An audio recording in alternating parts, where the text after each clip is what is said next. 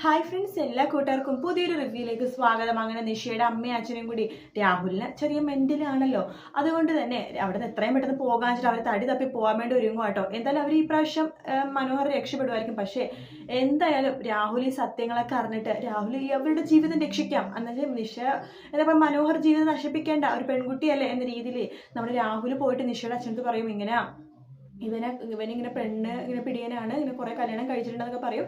സരുവിന്റെ ഭർത്താവാണെന്ന് അപ്പോഴും പറയില്ല കേട്ടോ. കുറെ പെണ്ണുങ്ങൾ കഴിച്ചിട്ടുണ്ട്, എനിക്ക് അറിയാമെന്നൊക്കെ ഇങ്ങനെ പറയുമ്പോൾ രാഹുൽ മെന്റൽ ആയതുകൊണ്ട് തന്നെ അവരാരും വിശ്വസിക്കില്ല കേട്ടോ.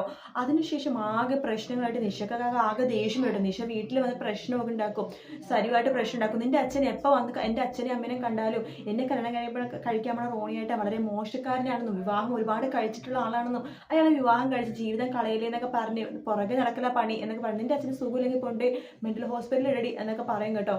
ആ സമയത്ത് സരിയും ഷാരും വിചാരിക്കും അമ്മയും അച്ഛനെ പിന്നെ വട്ടായി ഇവരുടെ പുറകെ നടന്നിട്ട് പയ്യൻ ഇവർ കല്യാണം കഴിക്കുമ്പോൾ പയ്യൻ കൊള്ളില്ലെന്നൊക്കെയാണ് പറഞ്ഞത്. അവൻ അമേരിക്ക കണ്ടില്ലെന്നൊക്കെയാണ് പറഞ്ഞത്. ഇവിടെ മനുവേട്ടനെ പറഞ്ഞ പോലെ തന്നെ അങ്ങനെ ഒരു പിടിയും വലിയൊക്കെ ആവും കേട്ടോ. പക്ഷെ ഒരു കാര്യം ഉറപ്പാണ്, മനോഹർ മിക്കവാറും നിഷയുടെ കഴുതി താലി കെട്ടുമായിരുന്നു. കാരണം നിഷ ഒരു അഹങ്കാരിയാണല്ലോ. അങ്ങനെയെങ്കിലും അഹങ്കാരം കുറഞ്ഞത്, അല്ലെങ്കിൽ നിഷയുടെ കല്യാണത്തിന് തലേ ദിവസമായിരിക്കും സത്യങ്ങളൊക്കെ അറിയുന്നുണ്ടാവുക.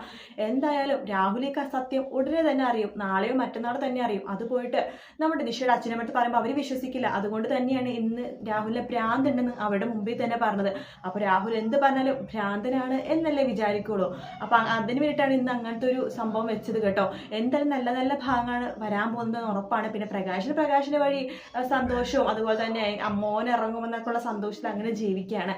എന്തായാലും കാത്തിരുന്ന് കാണാൻ നല്ല നല്ല എപ്പിസോഡ്സിന് വേണ്ടിയിട്ട് വീഡിയോ ഇഷ്ടപ്പെട്ടെങ്കിൽ ലൈക്ക് ചെയ്യുക, സബ്സ്ക്രൈബ് ചെയ്യുക, കമന്റ് ചെയ്യുക. മറ്റൊരു വീഡിയോ വീണ്ടും കാണാം. Take care, bye bye.